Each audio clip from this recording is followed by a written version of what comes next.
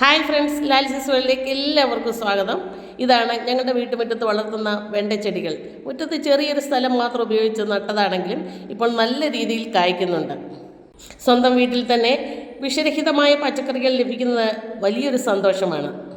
വെണ്ടയ്ക്ക രുചികരമായ ഒരു പച്ചക്കറി മാത്രമല്ല, ആരോഗ്യത്തിന് ഏറെ ഗുണം ചെയ്യുന്ന ഒന്നുകൂടിയാണ്. ഇതിൽ ധാരാളം ഫൈബർ അടങ്ങിയിട്ടുണ്ട്. അതുകൊണ്ട് ദഹനം മെച്ചപ്പെടുത്താനും ശരിയായ ആരോഗ്യമുണ്ടാകാനും സഹായിക്കുന്നു.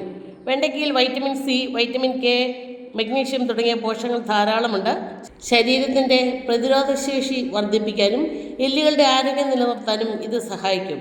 രക്തത്തിലെ പഞ്ചസാരയുടെ അളവ് നിയന്ത്രിക്കാൻ സഹായിക്കുന്ന ഘടകങ്ങളും വെണ്ടയ്ക്കയിൽ ധാരാളം അടങ്ങിയിട്ടുണ്ട്. അതുകൊണ്ട് പ്രമേഹമുള്ളവർക്കും ഡോക്ടറുടെ ഭക്ഷണ നിർദ്ദേശത്തിനനുസരിച്ച് വെണ്ടയ്ക്ക ഭക്ഷണത്തിൽ ഉൾപ്പെടുത്തുന്നത് ഗുണം ചെയ്യും. ശരിയായ ബുദ്ധി ലഭിക്കുന്നതിനും വെണ്ടയ്ക്ക കഴിക്കണമെന്ന് പറയാറുണ്ട്.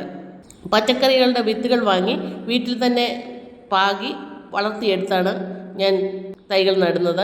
അത് വളർന്നു വരുന്നതനുസരിച്ചാണ് ഭൂമിയിലേക്ക് അല്ലെങ്കിൽ ഗ്രോ ബാഗിലേക്ക് നട്ടുപിടിപ്പിക്കുന്നത്. കീടനാശിനിയോ കെമിക്കൽസോ മരുന്നുകളോ ഒന്നും ഞാൻ ഇതിനടിക്കുന്നില്ല.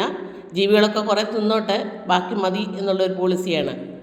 തൈകൾ വെക്കുമ്പോൾ ചാണകവും വേപ്പിൻ പിണ്ണാക്കും എല്ലുപൊടിയും ഒക്കെ ചേർത്താണ് വെക്കുന്നത്. പിന്നെ തലേന്നത്തെ കഞ്ഞിവെള്ളം, മീൻകുളത്തിലെ വെള്ളമൊക്കെ ഡൈല്യൂട്ട് ചെയ്ത് ഒഴിക്കുകയാണ് പതിവ്. എല്ലാ ദിവസവും തന്നെ വെണ്ടയ്ക്ക ലഭിക്കുന്നുണ്ട്. മെഴുക്കുവരട്ടി, തോരന്, കറി എന്നിവ ഉണ്ടാക്കുന്നതിനും അവിയൽ സാമ്പാറിലിടുന്നതിനുമൊക്കെ നമുക്കിത് ഉപയോഗിക്കാം. വെണ്ട തൈകളൊക്കെ നട്ട് അത് പൂത്ത് കായ്ച്ച് മുറിച്ചെടുക്കുമ്പോൾ ഉണ്ടാകുന്ന സന്തോഷവും സംതൃപ്തിയും വാക്കുകളാൽ പറഞ്ഞാൽ മനസ്സിലാകില്ല, അനുഭവിച്ച് തന്നെ അറിയണം. പച്ചക്കറികളും ചെടികളുമൊക്കെ നട്ടുപിടിപ്പിക്കുന്നതും അത് പരിപാലിക്കുന്നതുമൊക്കെ ഒരു എക്സർസൈസിൻ്റെ ഭാഗം തന്നെയാണ്. മനസ്സിന് സന്തോഷം ലഭിക്കുന്നതിനും ശരീരത്തിന് ആരോഗ്യവും ബലവും ലഭിക്കുന്നതിന് എല്ലാ വീട്ടിലും പച്ചക്കറികൾ നട്ടുപിടിപ്പിക്കുക. പ്രത്യേകിച്ച് വേഗം നമുക്ക് ഫലം ലഭിക്കുന്ന വെണ്ട പോലെയുള്ള പച്ചക്കറികൾ. നിങ്ങളുടെ വീട്ടിൽ എന്തെല്ലാം പച്ചക്കറി ഉണ്ടെന്നൊന്ന് പറയണേ. വീഡിയോ ലൈക്ക് ചെയ്യാനും ഷെയർ ചെയ്യാനും കമൻറ്റ് ചെയ്യാനും സബ്സ്ക്രൈബ് ചെയ്യാനും മറക്കരുത്.